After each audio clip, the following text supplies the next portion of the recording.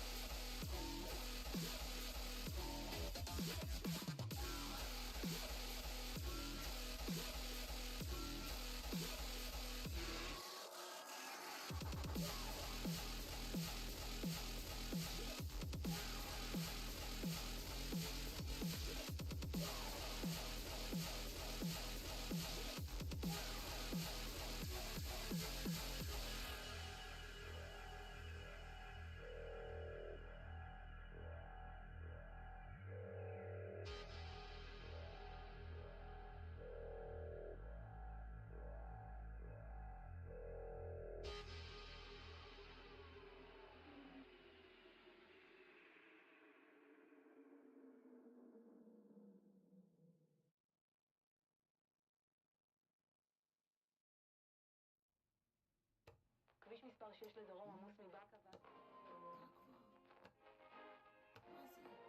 המשבר בקואליציה?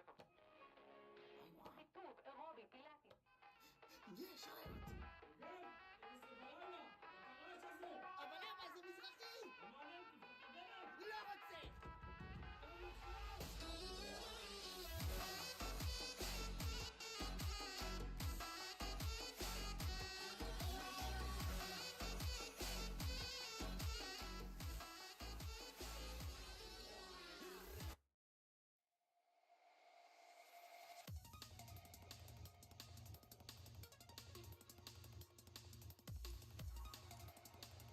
Alright, my bad, yo. I was thinking about what music to play that would fit. I don't know. I'm thinking about it and I'm like, I just don't really feel like searching for anything that is copyright free right now. The stuff I'm playing right now is allowed on my channel because of the subscription I have to their service, so I don't gotta worry about all this music. So, let me go ahead and add this real quick.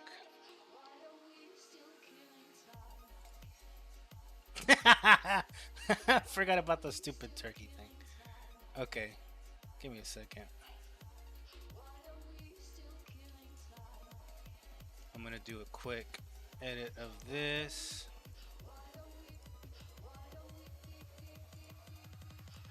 Or you know what? I might as well just pull it up here.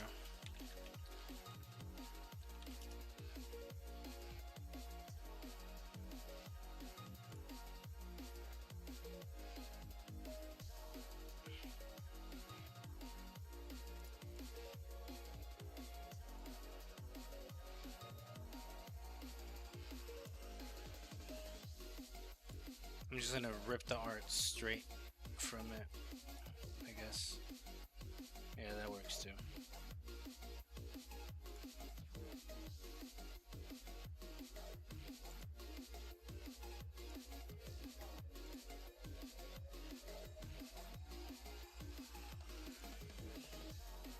Okay, it's working.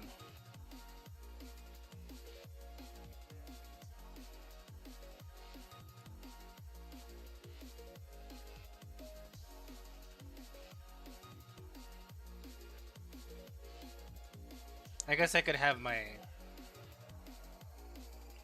art program with some text on it too, just so I don't have to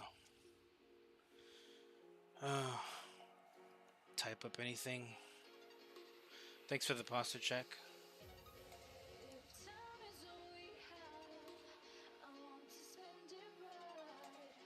Oh man.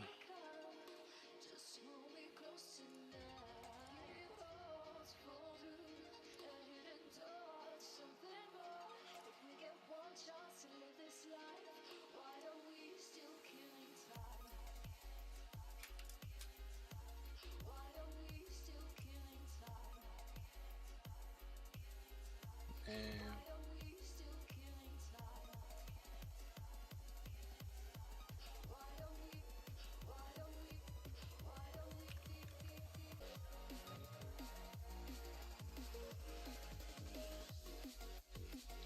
okay, so let me quit that and we're gonna switch over to this.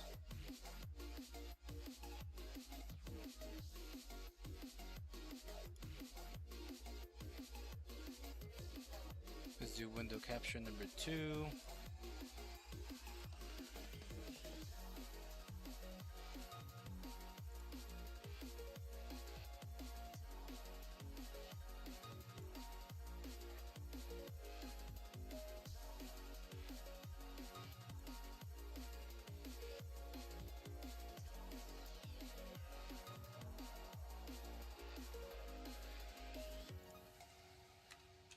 Very good.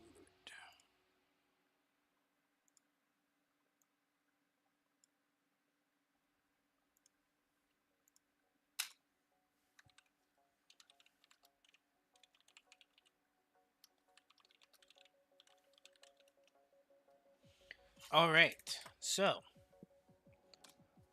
I promised my friend that I was going to read the the second book that he wrote. He currently has his third book on pre-release,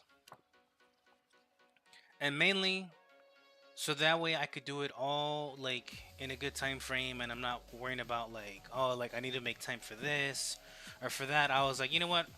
Fuck it. I'm just gonna read it while on the stream. So yeah.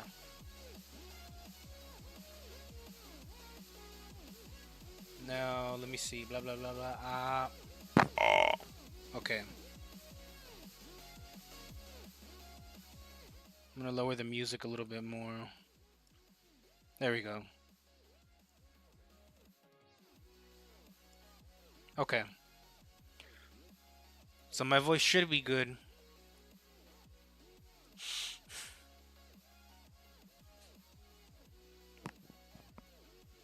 All right. Too bad I don't have like a camera or anything set up. I mean, I can, but it'd be too much of a pain. But yeah. Um. So I don't want to blitz through the whole book. As I told my friend, I want to take my time with it. I want to enjoy it. You know, take in everything. Since his pre-release is only gonna last for so long, though, I will have to read good bits. Anyways, so I was like, you know what? I'm just gonna split it into the chapters. So I don't know how many chapters there is, but I told my friend, I was like, yeah, I'm gonna split it by the chapters. I'm gonna do one chapter every stream. Mainly since I'm already playing Final Fantasy 14 and other games where I'm just reading out like the voice lines and the story and whatnot. So yeah, you know, might as well. I'm already reading anyways. But yeah, shout out to my friend's me mom for being his biggest fan and always supporting him. P.S. He loves you. And he put in a very big section here at the beginning, basically like, hey, stop, halt. This is a sequel to Daydreams. If you've not read Daydreams, the events in the story may not make sense. Daydreams and Theogen contains explicit material and content that some may find hard to handle. There are very heavy topics and graphic imagery used throughout Daydreams and Theogen. There's also a little bit of French and German in the story. You do not need to understand either language for this book, but you knew that already because this is a sequel. Now, I might have to take pictures of some of the phrases and translate them. Maybe uh, translate them here on the PC so I can hear what the fuck they're talking about or like how to pronounce it. But, anyways, here's Act 1 Lights, Camera, Action. Have you ever questioned who you are? Do the feelings inside of you ever make you second guess your role in this world?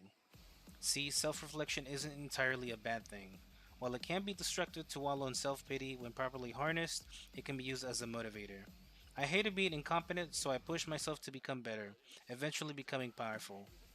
I hated being alone, so now I found my people. Backed by an ex-militia that was turned into a drug ring, we seized the city of Feed by force, and we now export drugs across Europe. Nobody would dare make fun of me anymore. They tried to insult me by calling me the cowgirl. Now I've taken what they called me as an insult and wear it as a title. No longer is that name uttered with malicious laughter and evil intent, but rather fear and respect for me. I try my hand at being fair. People are allowed to come and go through our city as they please, as long as they don't cause trouble, but the French government won't dare step foot within our city limits since they know their place. Our word is law, and the law is our will. Sure, you might be able to see me, speak to me, and receive an answer, but there's disconnect somewhere between us, an aberration, if you will, because who you see isn't really me, but instead a mass of what I think others want to see, so that I may fit into the psychopathic mold of society. See, I was called names by snot-nosed little brats who thought they could make fun of me. They harassed me because my skin had white spots on it and I spoke differently from them. To them, I had no feelings and existed purely to be a punching bag for their amusement. But I tell myself that it was Courtney that they made fun of, not me.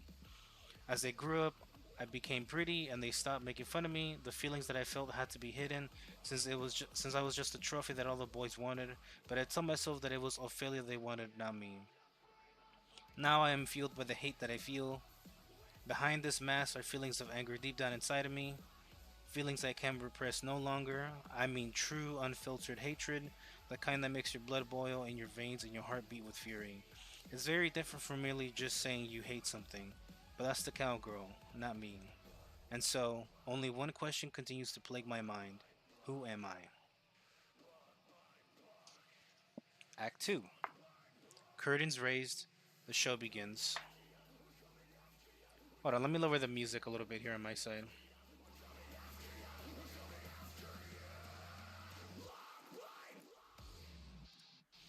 There we go.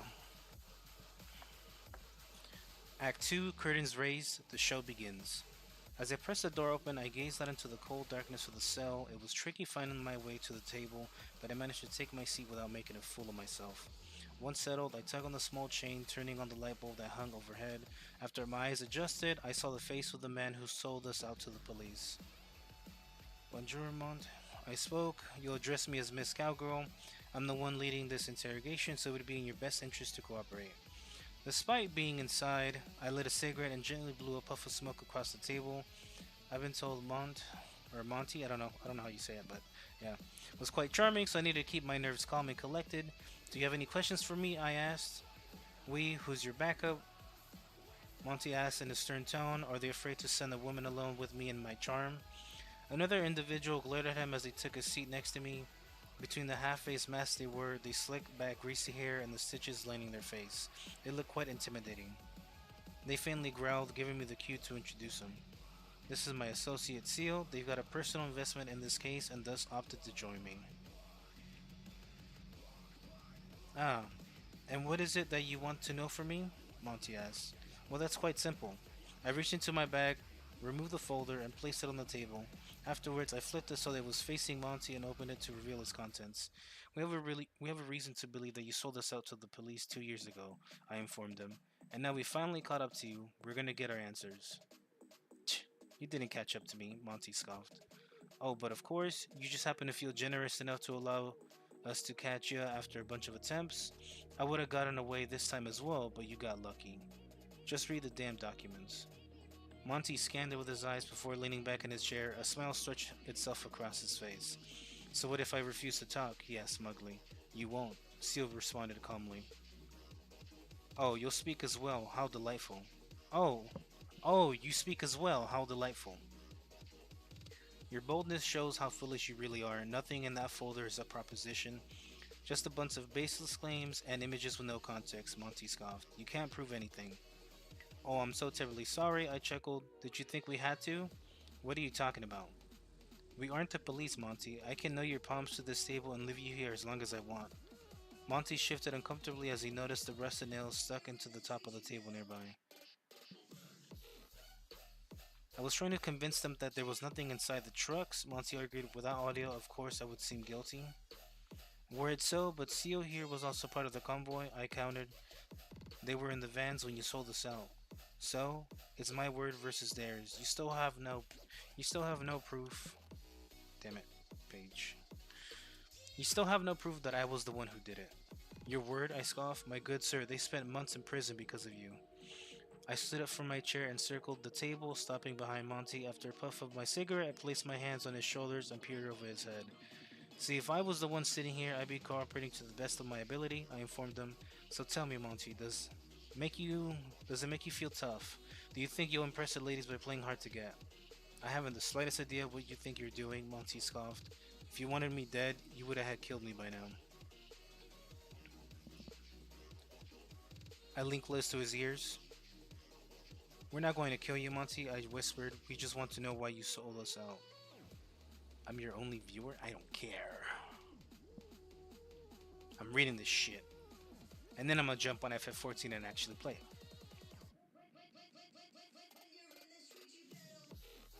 Let's see. We're not gonna kill you, Monty, I whispered. We just want to know why you sold us out. And why should I tell you anything? He grimaced. Because I'm sick of asking. Because I'm getting sick of asking. Oh wait, and I'm supposed to believe that you'll let me go if I tell you what's coming? Using his legs, he scooted his chair away from me and turned his head to gawk in my direction. I know who you are, cowgirl. You'll get what you want and then kill me, so I'm not saying shit. Monty growled. You can't just parade around France having your people killed and expect things to work out in your favor. Winding my hand back, I hit him across the face. It would have hurt my hand, but my gloves had a metal insert over the knuckles. He recoiled from the strike before spitting out a bit of blood.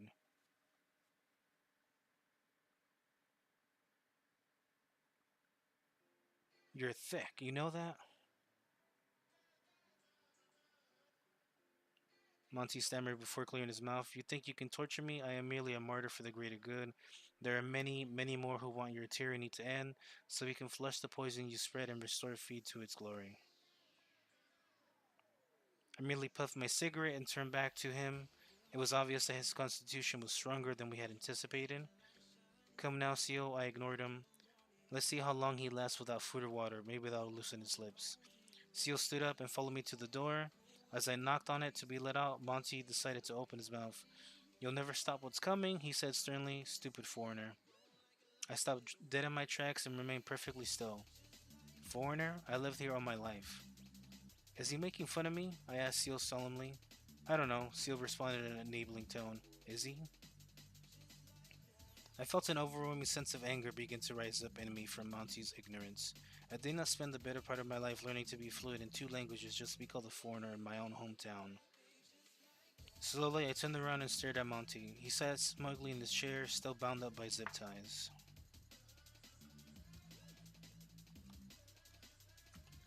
Are you making fun of me? I asked. None, I'm stating a fact, he rebutted. We will rise up and. But I didn't hear his stupid manifesto. In my head, he was saying something very different. You can hide behind all the men you want, but you are still weak, I heard. You're a disgusting cow inside and out. I subconsciously began to approach him, grabbing my cigarette and puffing into it to make the tip burn extra hot. You fat sow, Courtney, he continued. You deserve the harassment you got. You're nothing more than a freak. A gross mutant with deplorable skin, a vile putrid. Then I grabbed his jaw and shoved the scalding hot cigarette in his mouth. I am cowgirl, I screamed in his face. You will address me properly. Monty tried to speak, but I forced his jaw shut to stop him from spitting out the cigarette. After a few moments of struggling, Monty swallowed the cigarette. It seared his throat all the way down, most likely burning the soft lining of his esophagus. From the way he stopped fighting back, I presumed that the burns were so severe he couldn't even bring himself to cough the ashes out. As I released my grip, all he could do was whimper. But I wasn't done. Not at all. I punched Monty in the throat as hard as I could before pulling back my fist to do it again. And again. And again. Then I realized that he never even said the name Courtney. My hands twitched as I stepped back and gazed upon the tears dripping down his cheeks. Blood oozed from his mouth as he struggled to breathe. The sounds that came from his windpipe were haunting, to say the least, and I could tell that I caused some serious damage. Tell me everything, I demanded. He tried, I'm sure. Somewhere between the hoarse groans and the guttural whimpering was a full explanation why he sold us out and what he was planning, complete with every little detail. Above the blood that dripped down his chin was his precious little mouth, eager to talk and be cooperative. Turning to Seal for affirmation, which was reciprocated with a nod, I tried to calm myself down with some deep breaths. Lording over him as he struggled, help assured me that I was in control and I managed to regain composure. After wiping Monty's slobber and blood from my hands, I turned off the light and left the room. Now sitting in darkness, all Monty could do is hope for rescue or cope with the pain and starve. I hoped this stood would be ready for conversation. We would check on him after a few days. I apologized for my outburst, I told Seal as we walked down the hallway, but I simply cannot abide by such insolence. You acted appropriately, Seal assured me. Were it me, I would have cut his tongue out for speaking to you in such a manner. Always so violent with you. If you did that, then he won't be able to talk to me next time. Plus, there are less barbaric ways to make people eat their words. Violence is all they respond to. You can plead and bargain all you want, but the only way people learn is through loss. They are so weak. Still, if this little rebellion is going to be a problem, then we need to make sure we can arm our workers. Do not worry yourself, I will contact an arms dealer right away.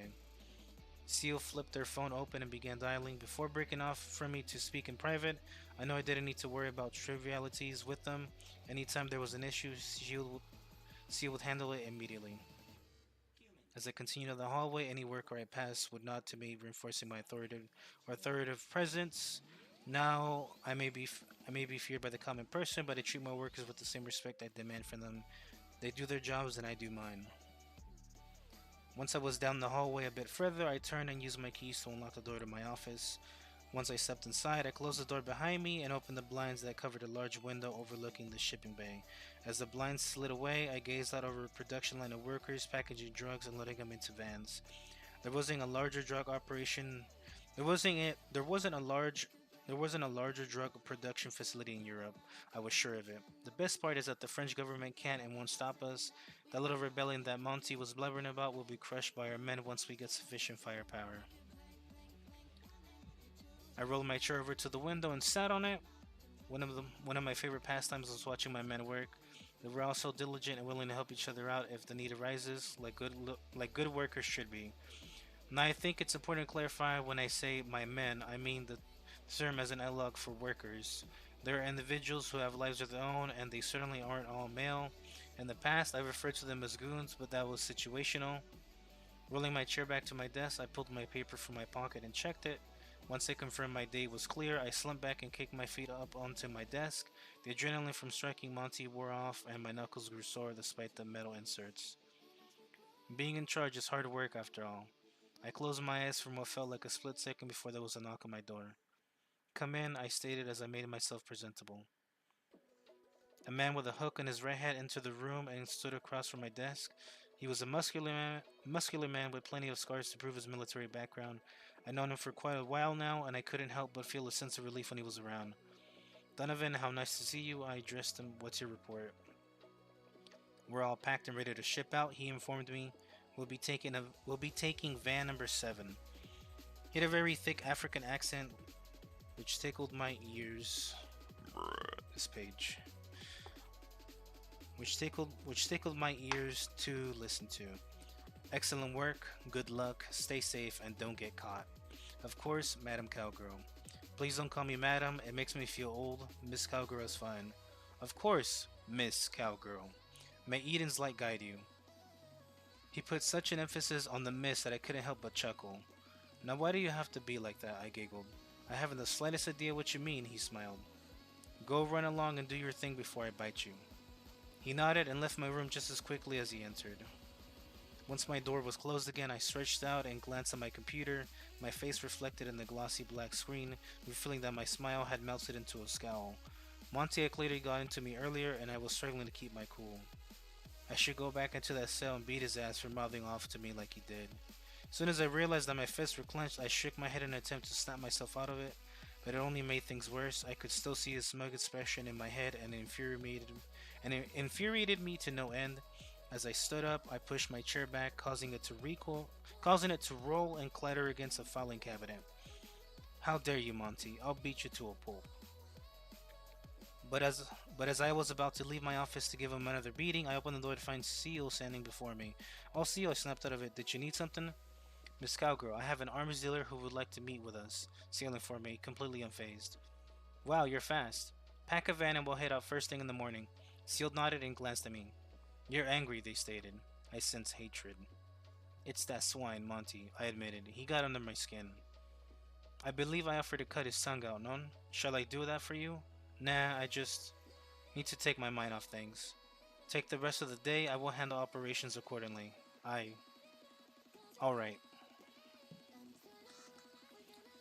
Seal nodded again and made their way down the hall. I stood there watching them for a moment before sighing and heading back to my office to grab stuff. Before heading back into my office to grab my stuff, once I had everything, I headed into the hallway, locked the door behind me, and left for home. I may be the figurehead of a drug ring, but I don't live in something as conspicuous as a fancy mansion or big home. Instead, I live in the same hole-in-the-wall apartment that I always lived in. The landlord is under a protection, so I pay nothing and enjoy moderate comfort and privacy. As I entered my apartment, I hung my jacket up, turned on the television, and began steeping some herbal tea. I made sure to include lemon balm and lavender in the tea to help calm my mind for the night. Colored mood lights that hung from the walls and the smell of lavender incense that filled the room helped me feel at ease. Although the space itself was cramped and my couch was a tad too big for the scale of the room, forcing me to have a shimmy around it to get to my coffee table. Bruh, what is up with this? I quite enjoyed living here. Once the tea was finished, I watched the news while I sipped. Yet another death has been reported. The newscaster announced the exact cause of death remains unknown, but authorities deem it another cause of total organ failure. The scrolling bar at the bottom of the screen provided more details about the case as the newscaster kept talking. I tried to skim it, but was too focused on the newscaster themselves. Investigations roll out that this may be connected to the ongoing drug crisis here in France. They continued. No trace of drugs were found on the victim's blood, leaving investigators perplexed. Yikes, I thought to myself. Freaky stuff. As I finished sipping my tea, I placed the mug in the sink and ran some water through it. Spontaneous total organ failure sounded terrifying the first time I heard about it, but seeing a new case every single day for the past year and a half was extra scary. What if it was some airborne bioweapon like in the movies? How would I even protect against that? Stepping into my bedroom, I took my top off and tossed it onto my bed. Looking over my nightstand, I adjusted the amethyst, rose quartz, and labradorite. I'm not even sure if I said that right, but I kept on it. Then I took the pendant necklace that I used to wear out of my pocket and placed it with the crystals. I meant to leave it in my desk for good luck. Guess I'll have to do it tomorrow. After stretching out, I removed my pants, flopped onto my bed, and spaced out until the next day. Alright. I think I'm gonna go a little bit more because they're like in different acts. Not really. I mean, it's probably chapters to them, but yeah.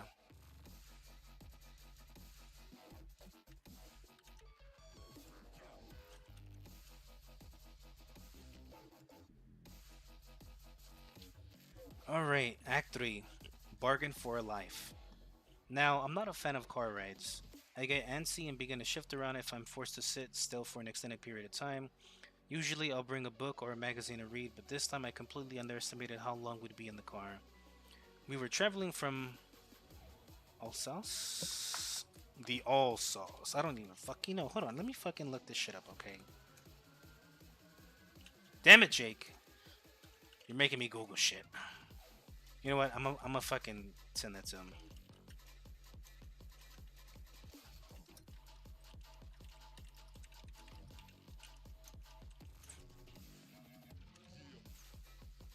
Alright, how do I say this? Pronunciation. No, you fucking bastard.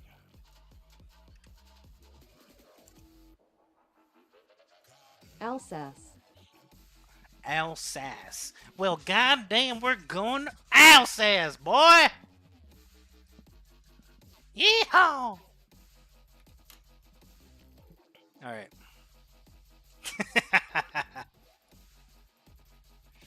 Okay. We were traveling from Alsace all the way to the coast of Guri. I don't even fine. I'll fucking look that one up too. I want to be somewhat accurate.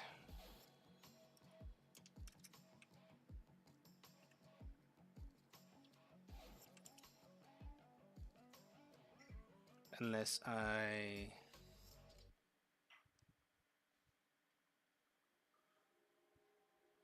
It's an alternate spelling of the Sanskrit name Gauri as Gauri. That is so fucking funny.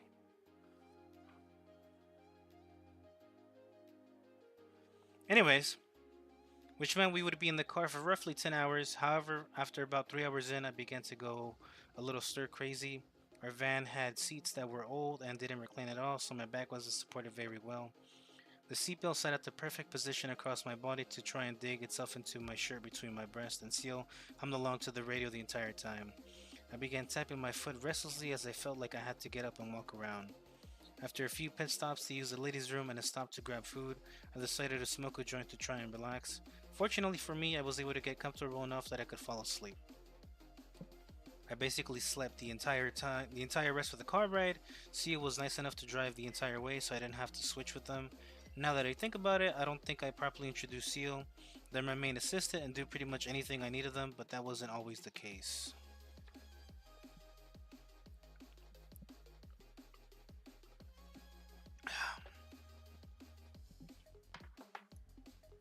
Sorry, had to get some water. To introduce them, we have to go back a few years to the night of a party. It was an event that was funded entirely by an obscure yet powerful underground organization that I was not sure what I'd be getting myself into at that time. The plan was simple. The plan was simple. All I had to do was get in, make some money off the party goers, and get out like a bandit. These parties were a perfect place to sell under the table, and this wasn't my first rodeo, so I expected an easy night. I hung around by the cooler for a bit, mostly just enjoying the music and relaxing. Honestly, the first hour I was there, I basically attended the party like a normal guest. After locating the back door, I headed out and loitered in the alley, waiting for someone to step out for a smoke break. I had previously placed my bag behind a dumpster before entering the party, so I had stood near it to block it from sight. As the young man stepped out, I mirrored his action of lighting a cigarette, signaling that I was a dealer. Enjoying the party toots? He asked in a sleazy tone. It could be better, I replied, avoiding eye contact. I'm sure you'll make it better for me, won't you? For a price. What if I want 2 rounds with you? Make it 3 and I'll give you a discount. After offering up a price, I chuckled a little as he rummaged for his wallet and pulled out a wad of euros. Bruh.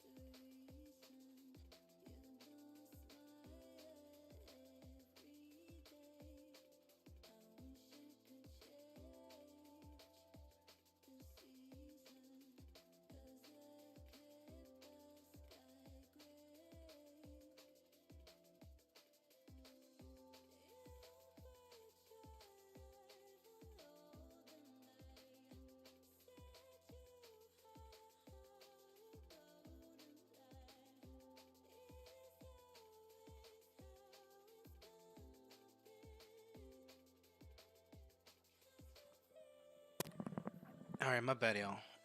My family stepped in for a bit. Cool. So, where was I? Here we go. Make it 3 and I'll give you a discount. After offering up a price, I chuckled a little bit as he rummaged for his wallet and pulled out a wad of euros. As I finished verifying that he didn't stiff me, I grabbed my bag and motioned for him to follow me. Naturally, I would never go somewhere alone at night, let alone with a stranger, but the streets were still relatively populated, and I kept a can of pepper spray on me at all times. I've only had a few run-ins with problematic individuals, but I only have to use the spray once. That situation resolved itself almost instantly after I used it. Still, I kept my guard up as we turned the corner and headed towards the hotel parking lot. Once we were heading behind a hauler truck, I reached in my bag and pulled out 3 paper wads labeled Cowgirls Concoctions. Here, I commanded as we stood out of sight. 3. Simply light them and smoke as you would anything else. It also blends well into Earl Grey or... I'm not even gonna pronounce that. But let me see.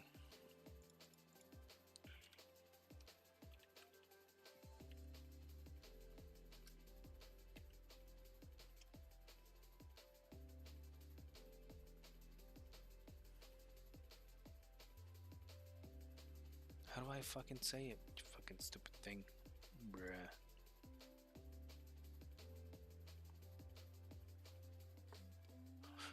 So it says the meaning is of summer and it's pronounced dete, roughly like dote. God damn you, Jake! You know what? Jake honestly picked the best language to have this character learn because she could probably just say it in like her normal fucking country accent.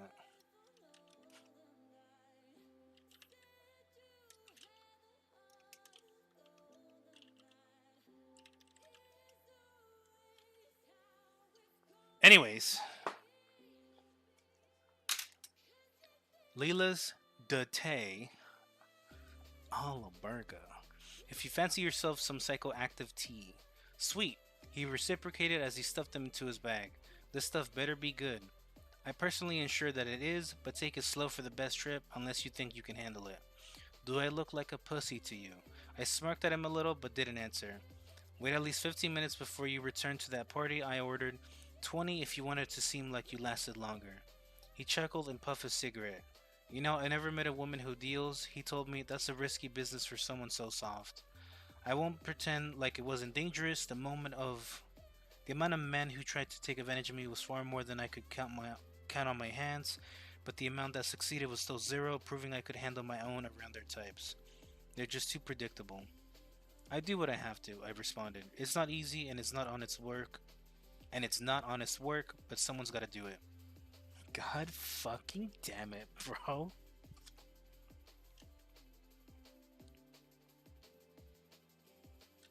Fucking memes. The memes.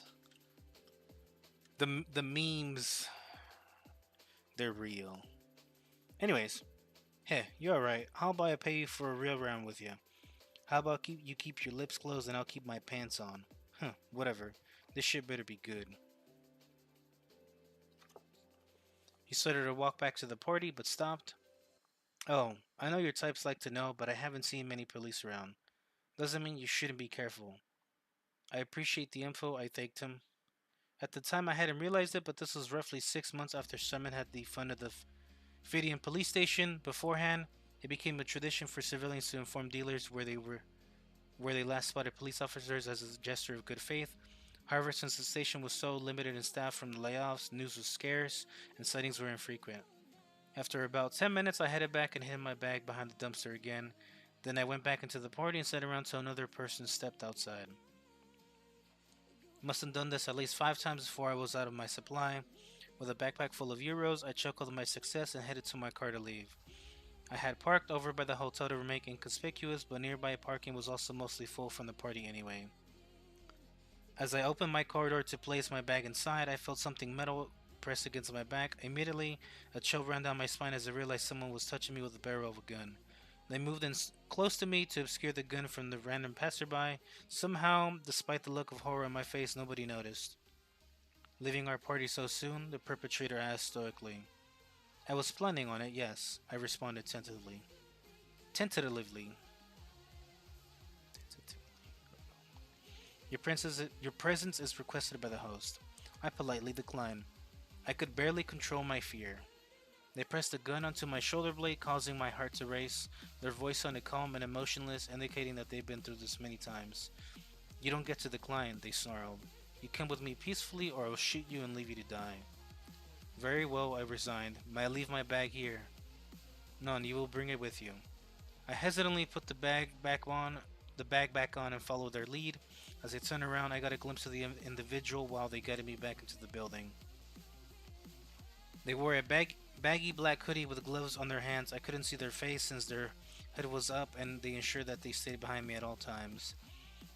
We cut through the crowd to a secluded backroom door. Everyone was so busy partying to even suspect that something was amiss, so no one caught that this person had a gun pressed into my back.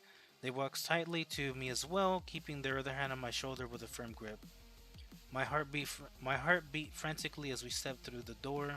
Was this an undercover cop? They couldn't be since they mentioned the party host. Unless the party was just a honeypot to begin with, I couldn't see the police allowing everyone to smoke and singling me out. Questions blitzed my head as we approached a chair in the front of a wooden table that had an old television on top of it.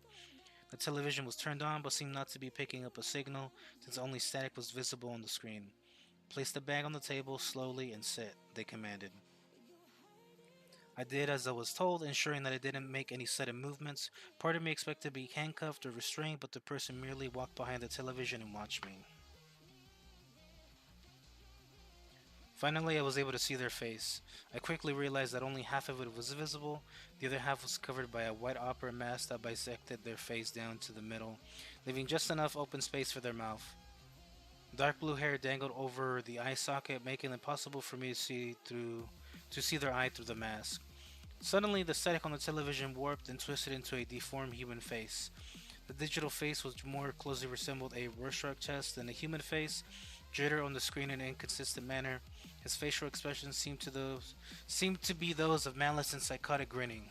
"Hello there," the television cackled. "My name is Adam."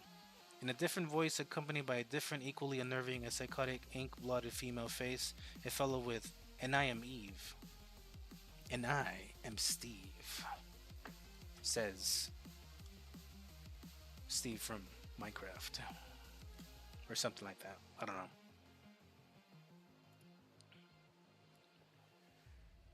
Okay.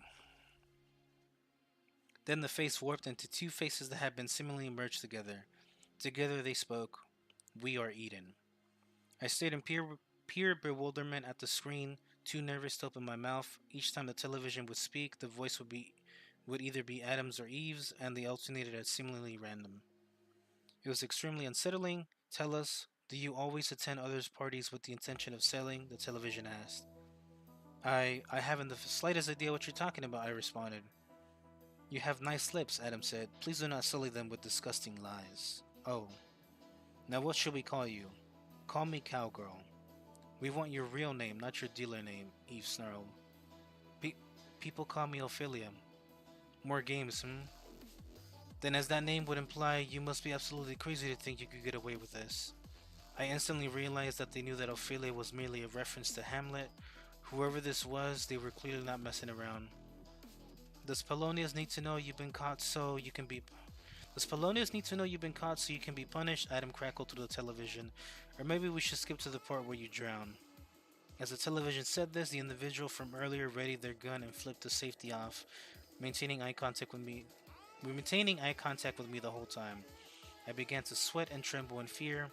One of the people I sold to must have a plan or an insider, but here for the sole purpose of catching people like me, how could I have been so careless? Pl- Please don't kill me," I begged. "I promise I'm more of use to you alive." "Well," Eve mused, "we will say, we never seen a drug quite like what you brought. Your employer must be very talented." An image of some of the drugs I bought appeared on the screen. "Tell your employer that we would like to make a deal with them," Adam hummed. I don't have an employer," I nervously corrected them. "You lied to us already. Predicting them will get you nowhere. This isn't a lie. This isn't a lie. I made it myself and distributed it on my own. I spent the last few years perfecting it." "Very impressive for an amateur. What do you call this drug of yours?" I relaxed a little in my seat but kept my guard up.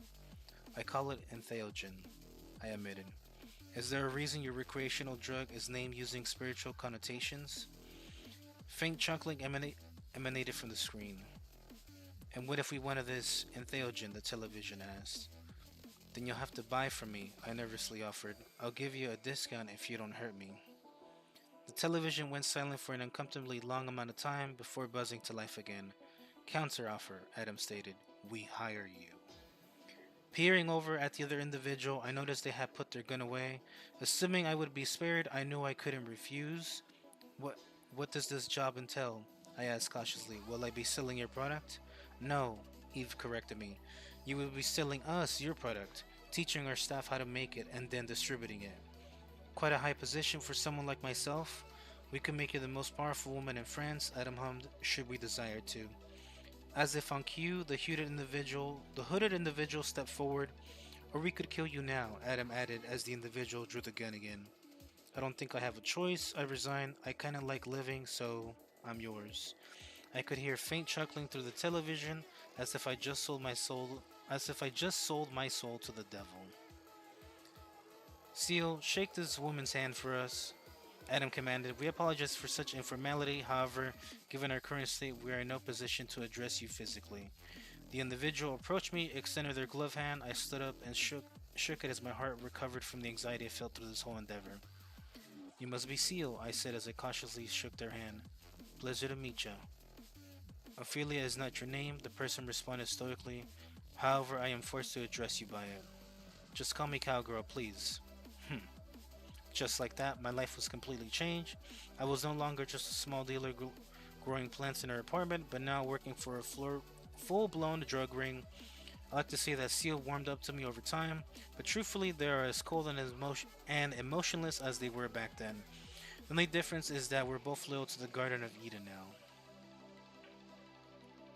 Alright, so that was the first three acts.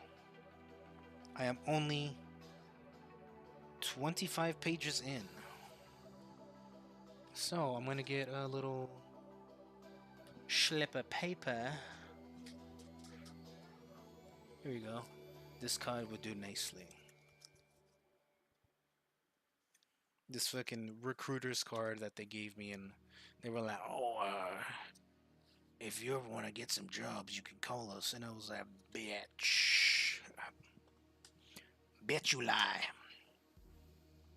you lie to me."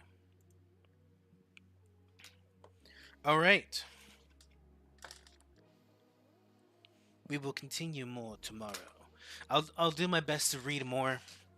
I would normally read this way more faster, but since I'm reading it out loud, I gotta take my time because I don't be reading as out loud as good as I used to before.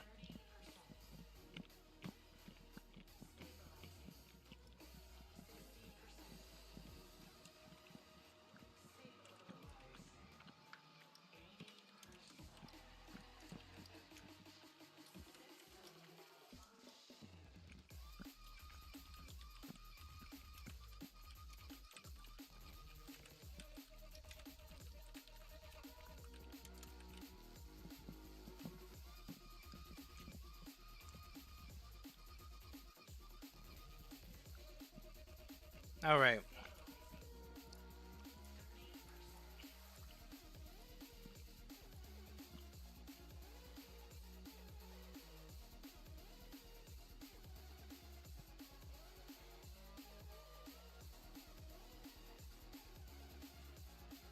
Oh, my fucking eyes, man. All right. Let me go ahead and get my game booted up.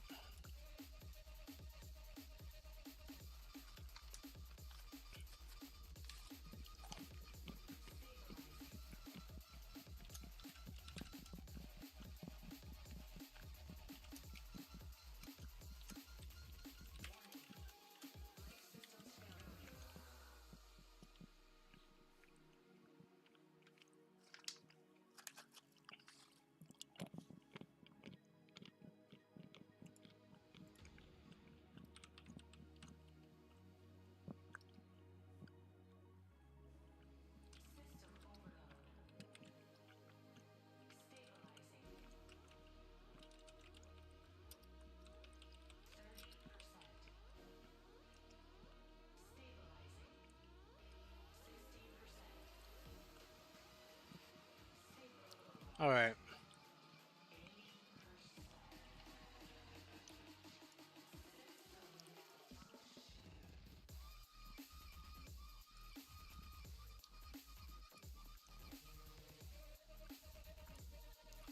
Let's go ahead and switch this stuff over.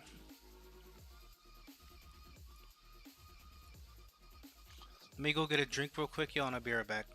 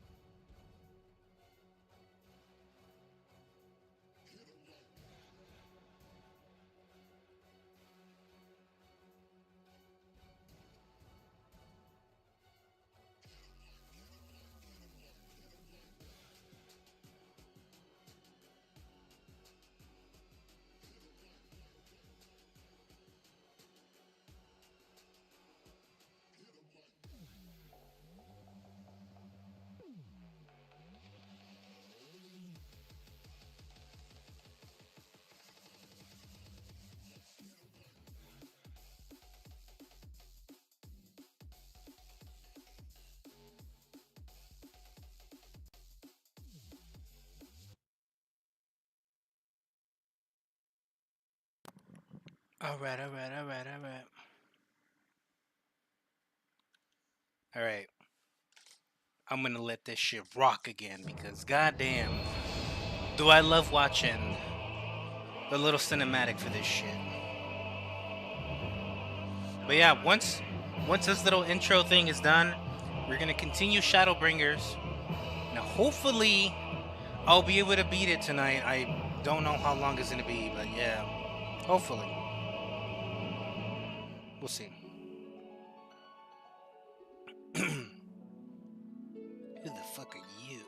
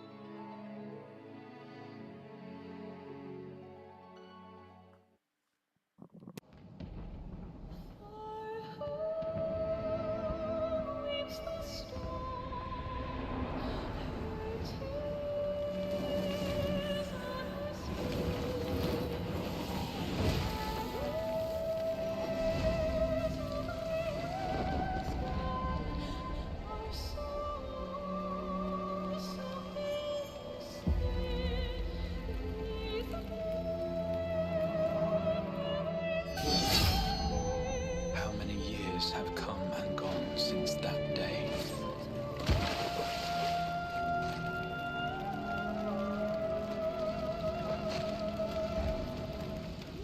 How many years have I waited for this moment?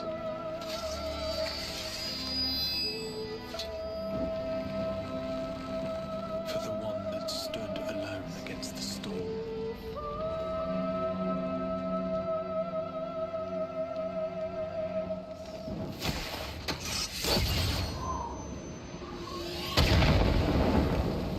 For the one they called.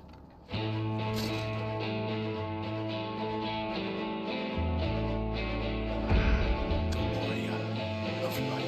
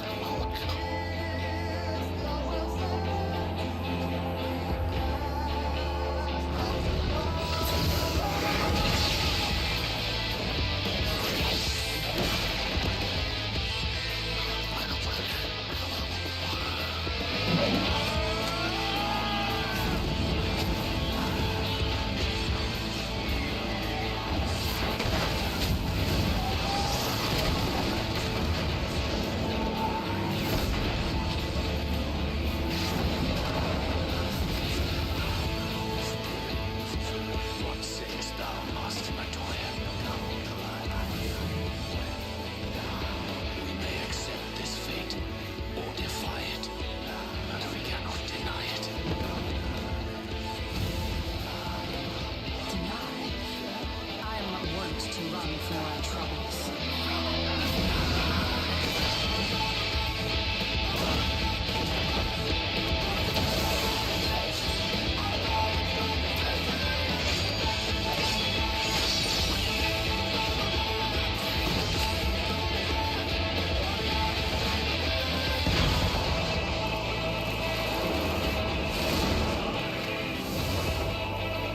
Until our friend returns,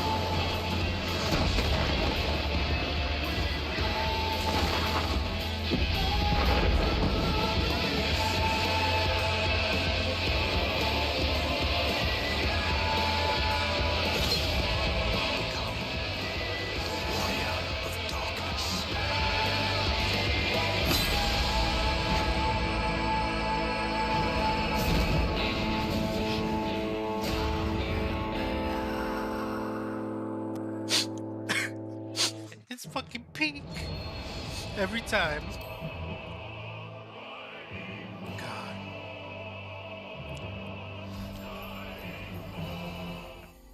Now the only thing I can say is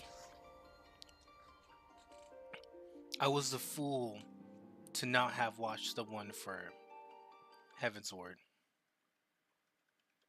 I still have not watched it, I believe.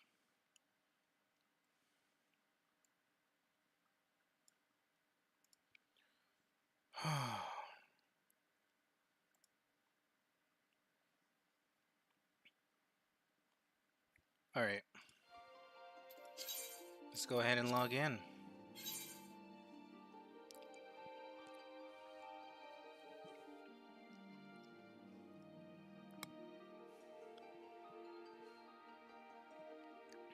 I was gonna get something to drink, but then my bro's like, yo, I got you some ice cream, so I was like, hell yeah.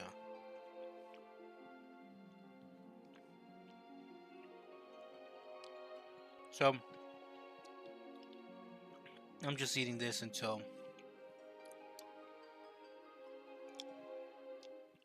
we start. Oh, well, I'll keep going anyways.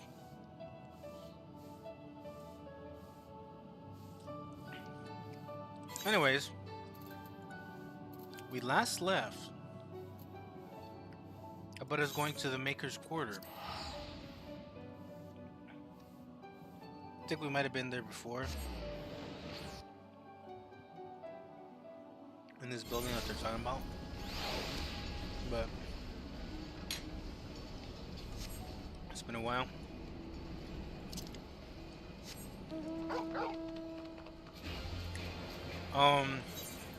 Honestly though, I really just need to do the quests that give me flight here. Like, where the fuck am I? I'm in...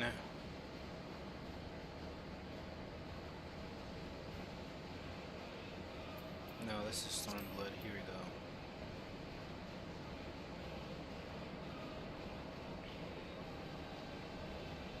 I'm in the Dravarian hinterlands, right? Yes, yes I am.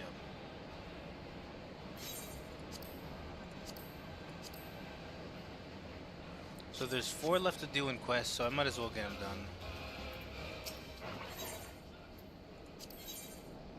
Here we go.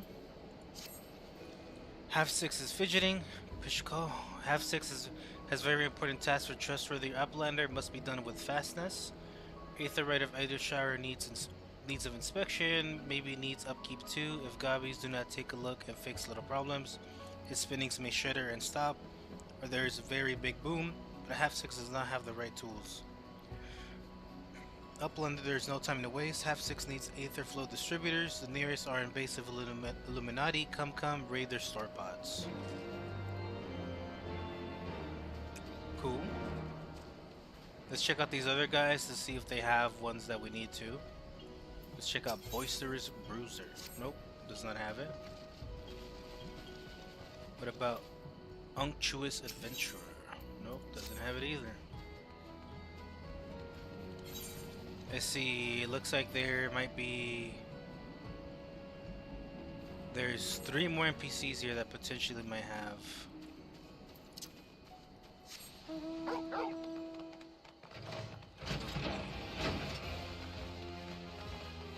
Let's see, Rona, what you got?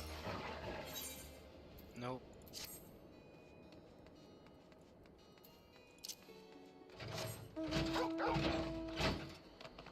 What about Midnight Dew?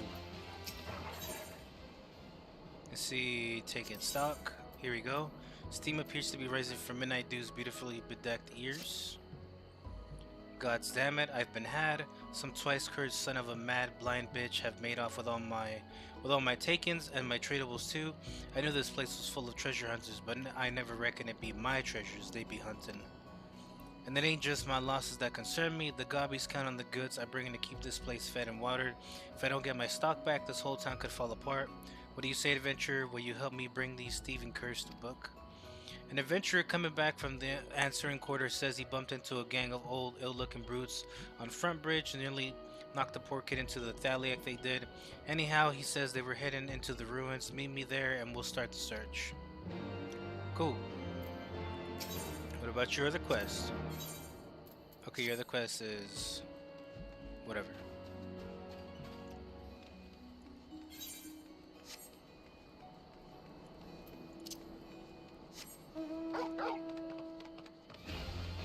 Oh, there is a quest over here. Oh, it's a Moogle. Gusama Moogle. You don't have it!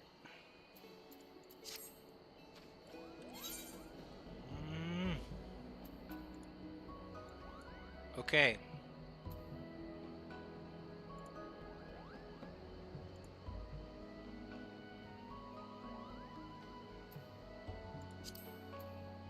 Let me look up Geranian Hinterlands Aether Currents. Yo, Ocean View, welcome on in. Thanks so much for stopping by.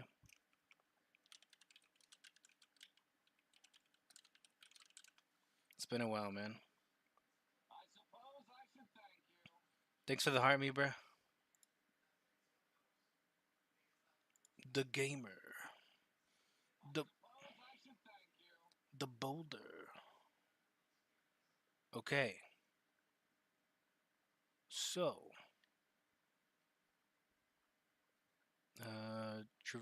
The Geranian Hinterlands. So here we go. Ebb and Aether Flow. Which we got that one. Hope you're doing well. Yeah, I've been doing good, bro. What about you?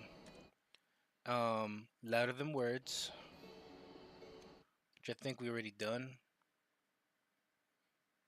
Or it says 21 and 18.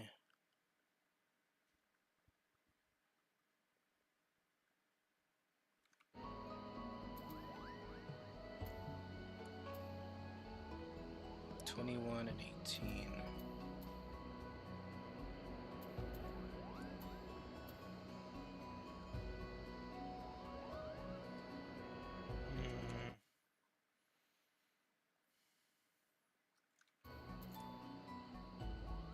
Here you go.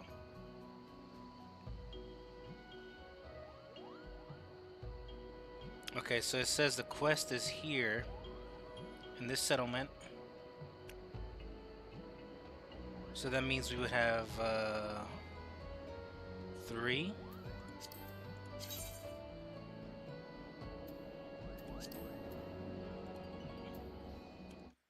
And then Rogo's Common Life. Okay, so yeah, it was that one in their place. Okay. I'm busy with work lately. I need a long summer vacation. Damn, bro, I feel you. I feel that. I recently got a job again. That's why I stopped streaming for a good while. But I'm glad I did because I got money again. And that means I can I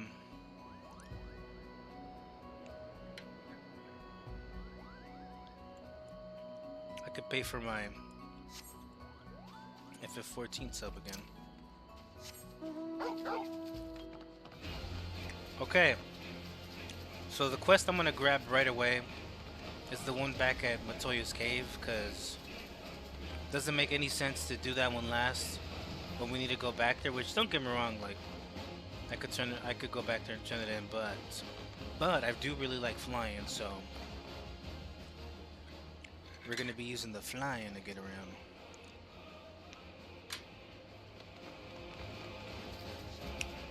Once these other quests are done, I'm already on my dog. My doggy boy. But yeah, welcome on into the stream, y'all. Thank you guys so much for stopping by. Hope you guys are having a good time.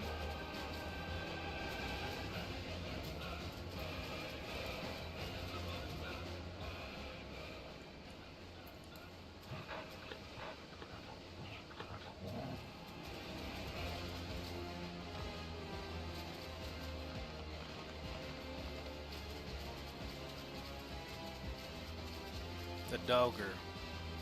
What the dogger doing?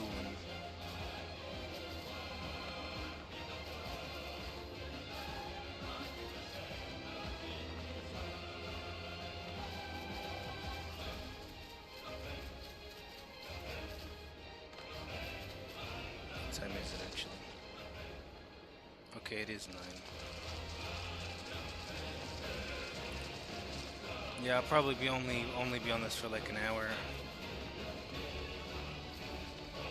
I want to play some more tomorrow. The good thing is I'm off Monday, so Monday I'll have the whole day. So if I'm still not done with Shadowbringers, then I will be done with it on that day or something like that. So we'll see.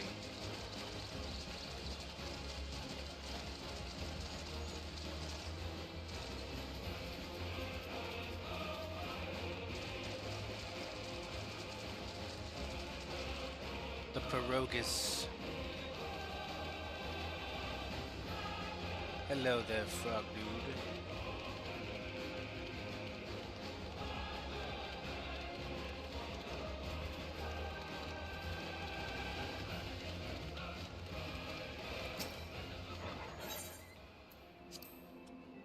All right.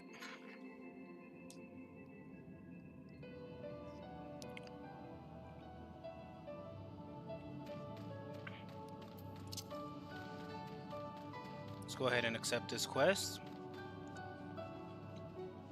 I should have checked it last time, but oh well. Sararogo is a picture of nervous energy. Thanks for the likes, man.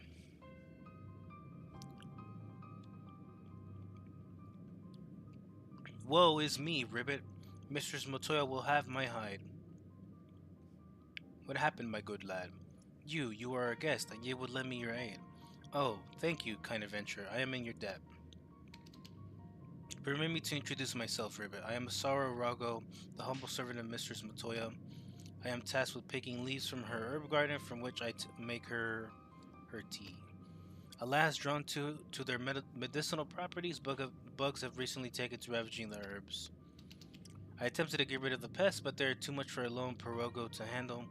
I would be grateful you could eliminate them in my stead, Ribbit. Sounds easy enough.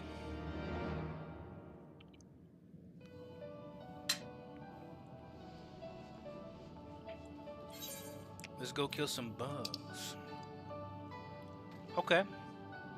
So we can do that. And then we could tackle the other quests we got. And then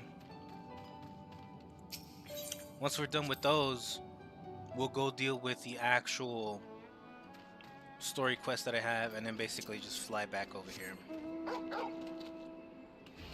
Oh, it's right here. There we go.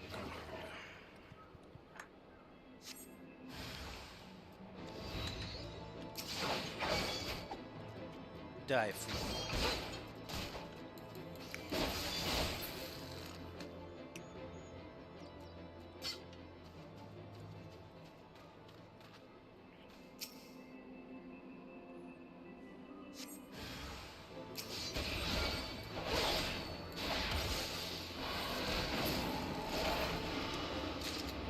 Oosh. Dragon's roar.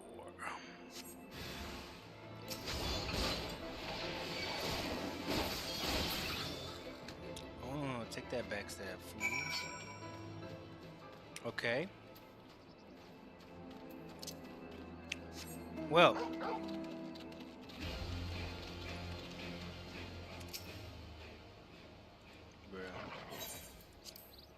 I gotta make sure I turn it in, otherwise my plan will have failed. Which I think for 2 of them, it'll have me go back to town anyways to turn the quest in, which will be good because then I'll be able to just fly around after that. The bugs are no more. Well, thank you. Not only are you kind, but you are strong as well, Ribbit. Now I can resume my duties again, harvesting and making tea. It is all I am capable of. I am a failed creation, you see. Unlike my mistress, other children, I'm incompetent and clumsy. For one of a task I could perform, she bade me serve her tea 7 times daily. But even in this, I needed assistance, Ribbit. Unless I make myself more useful, it is only a matter of time before my mistress removes my enchantment, then able to revert to an ordinary toad, incapable of speech. I cannot bear the thought of that. I must become a better servant, and I believe that I can do so. If only I knew what my mistress desires, Having received their blessing, the brooms here are bound to possess this knowledge. At last, they refuse to talk to me. But you are a guest, they cannot willfully ignore you, even if they're not entirely cooperative or forthright. Please speak with them, Ribbit, and acquire the information I need to survive. Cool. We'll come and do that later, mate. For now, I'll have to whoop your ass too.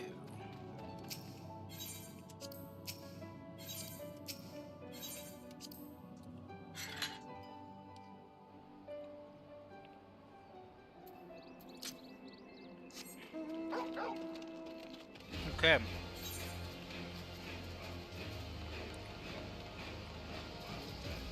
Alright, so yeah, that last quest is Louder Than Words. It's right there in the middle. It's perfect. We're gonna go back up to the area we were just at. By the buildings and shit. We're gonna complete that quest. And hopefully I won't have to go anywhere else.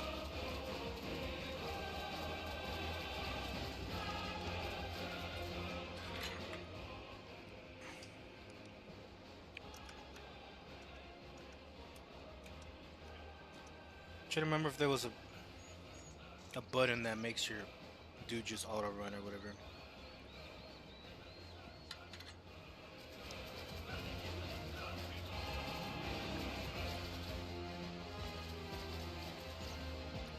But it's fun. Let's go ahead and keep on going.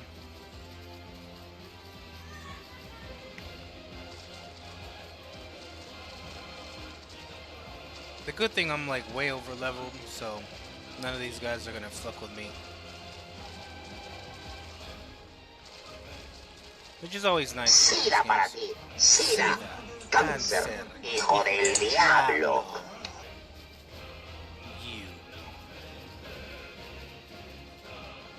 You dare use my memes against me. Well, well, well, if it isn't the Hagrid.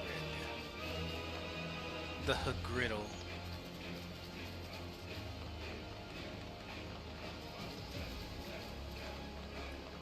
I was like, where the fuck is this quest objective? Me the knight to do. We well met last, now here's the plan. Considering the weight of the stuff they stole, they won't get far on foot. Chances are they've got a boat hidden somewhere. I'll get onto my crew and have them stake out this riverbank. In the meantime, I want you to search the ruins for whatever you can find.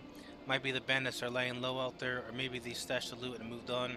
If you should chance on any of my belongings, I'd be obliged if you bring them back to me. What's up, bro? How you doing?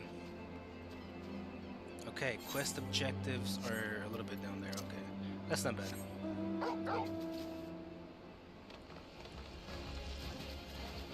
I think they're inside this building or something like that.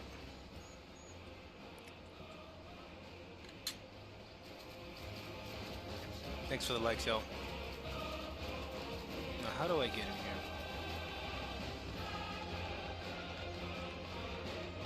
Maybe it's through here?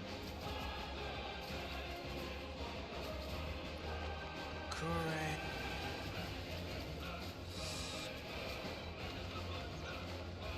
No.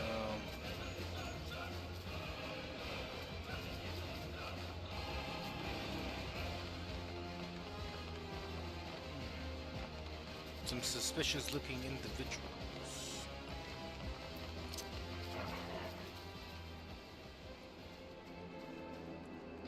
Hello there, guys.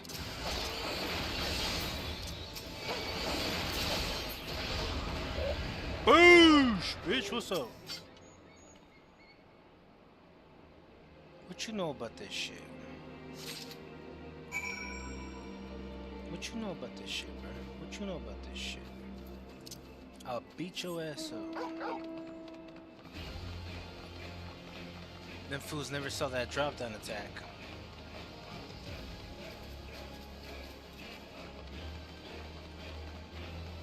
They never saw it coming.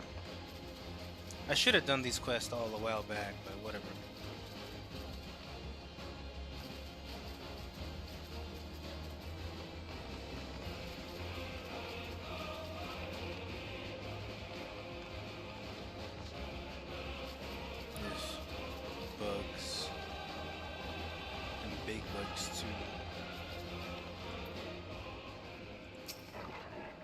How goes the search adventure? Did you find anything? Oh, yeah. My stock. Well, one chest worth of it anyway. There's still some missing, but this is a damn good start. You got a good nose of a bloodhound, lass. I'll be one to lend. I'll be one to lend that sniffer of yours to track down the rest of my property. Yeah, maybe later though. Joke's on you. I'm only here for your damn fucking ether shard, so I'll catch you later, nerd. Quick, after that tank.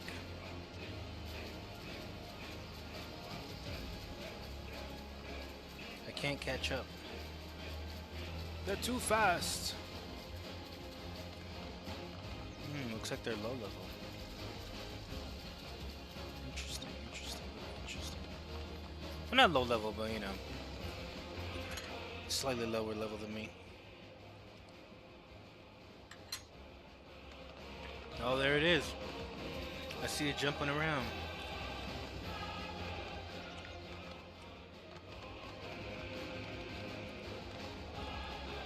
Give me my ether shard.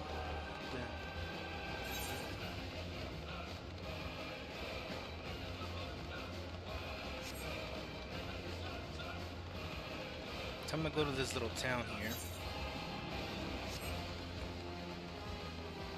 This little settlement. Yo, thanks for the 1K likes, y'all.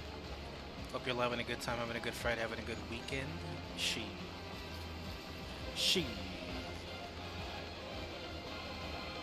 We own that demon time. Yeah, honestly, I think I'll probably just stop with gathering the shards and continuing the quest a little bit, just so I can do some drawing too. Psh. Shko, you're the stranger. You're a sneaky peeker. You're a thief working for Illuminati. You can't take these things. No. They're off. They are for all to enjoy, but Illuminati always try to steal and hide things. Tap clicks must be on constant guard. If you say you're a gobby friend, then prove it. Find Illuminati and defeat them. Drive them away from this place. Fine.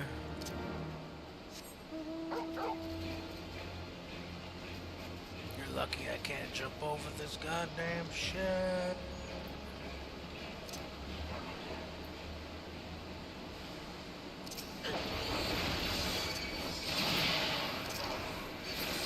Boosh! Take my dragon power! Oh yeah, we got some more? Fine. Come on.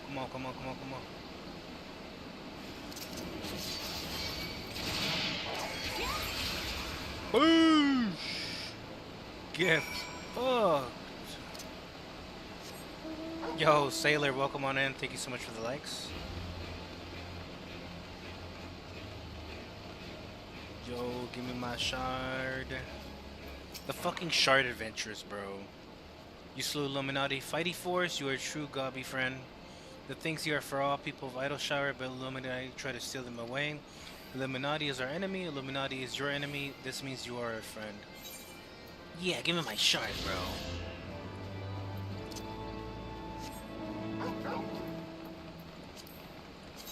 Alright, man, just one more. One more. And then it's party time.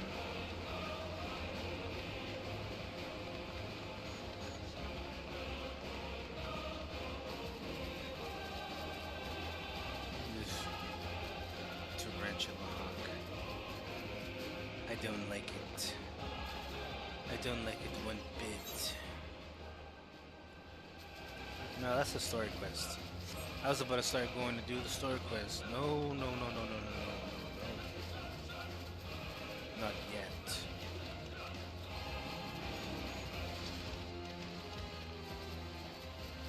We need to go this way for now.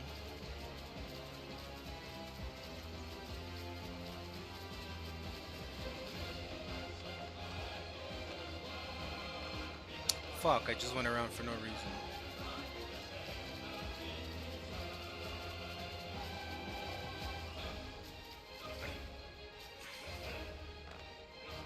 Yeah, well, it's not too bad, I guess. The entrance is right here.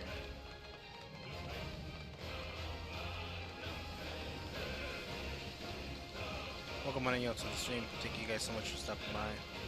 Hope y'all are having a good time. I forgot this shit makes you wind all the way the fuck around just to get in here.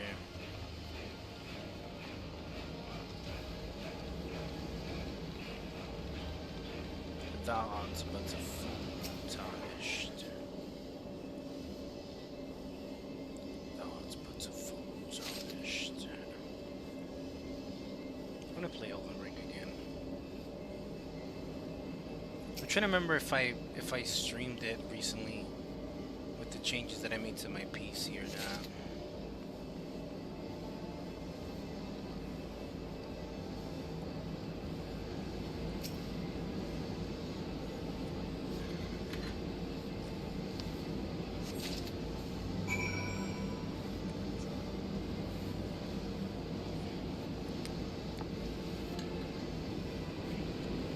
Cool. Alright. Yep, we just return it back to the guy here at the town, and we're good.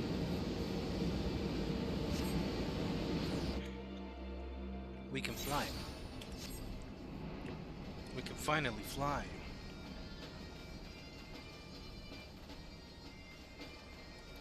Wait, mate. Has Uplander found Aetherflow distributors? Oh yeah. Shko, thank you, Uplander. With these half-sticks can do upkeep. Uplanders of Charlemagne are making Aetherites to world using tricksy ancient knowings. If Gobbyflock uses tools and parts left by old Uplanders, an Aetherite of Idleshire will stay spinning for many, many years. Oh, nice. How nice of you to let me choose my choice of gear. Well, it's cool. I can fly now. Yeah, boy. I think I can fly in here, but yeah. It's about time. Yes, yes, finally. No longer will I be hindered by these measly insects. Look at this, bro. Like, not a lot of MMOs will just let you do this. Just fly straight out. Like, out into the out-of-bounds areas. Like, they'll make you all the way the fuck around and shit. But nah, not this game. Not this game. Thank God. Alright, maybe we're gonna unlock a new duty or something? I don't know. The grass could certainly do with a trim. As I may have mentioned, Alice and I were still very young when we departed with the Exodus. I envy Shtula for remembering the city as it once was. The workshop was an unforgiving place even before the Exodus, and I doubt the years of neglect have improved it. Judging by the unruly state of the floor without, I think it's safe to assume there will be no shortage of unruly fauna within. Add to that the undisturbed secrets of the workshop, we have the makings of an adventure. Alright, man. Greetings, Ribbit, and welcome to my good mistress's relic. Puro Rogo is my name, and I am honored to be your guide. Within you will find a space dedicated to the makings of familiars, along with a cavern wherein the requisite ingredients may be had. I must warn you, however, that the place has not played host to a single soul, much less a broom, in over 15 years, and will, I regret, be in some disarray. But rest assured, my brothers and I shall see it. You do not lose your way. Now then, Ribbit, only say the word, and I will show you in. Aha! So it is another one.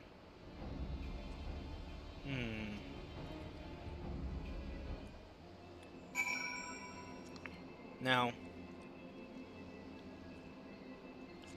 I could possibly find a queue pretty quick, because it's Friday. Or I might be stuck waiting another 10 minutes.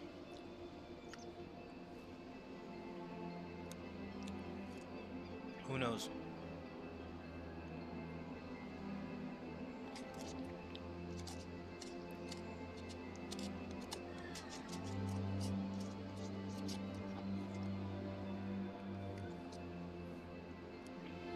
Fuck it, let's see. Matoya's Relic. 13 minutes! Yeah. I think I'm gonna do it tomorrow morning then. I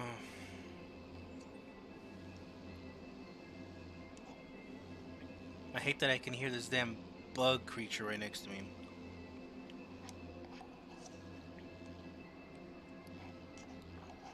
Just fucking buzzing around.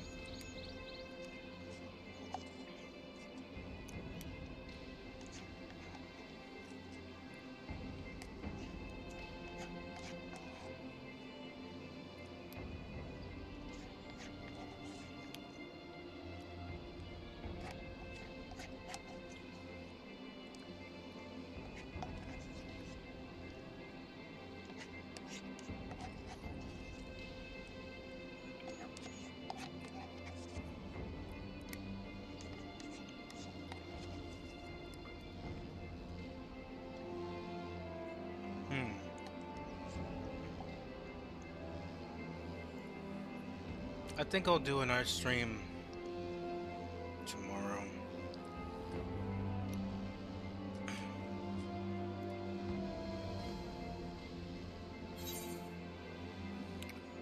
But alright, y'all.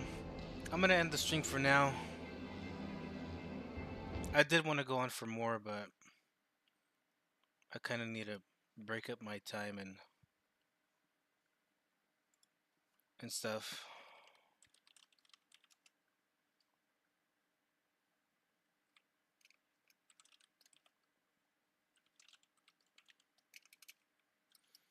Let's see.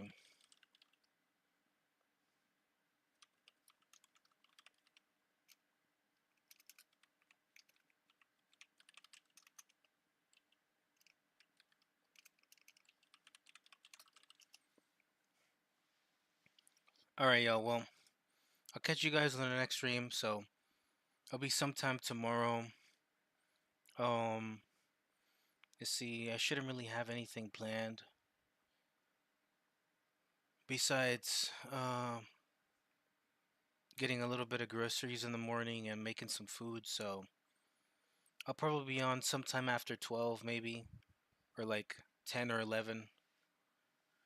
I don't really want to get up early, but my body's just been getting up early regardless, just because of the times that I have to get up for work, which is like close to 5. So once it hits like 5 or 6 or whatever, my body's just like, okay, like time to wake up now, and I'm just like, oh, so yeah. Anyways, we will be back tomorrow. And until then, y'all have a good night. Y'all have a good morning, a good weekend. And I'll catch you guys on the next one.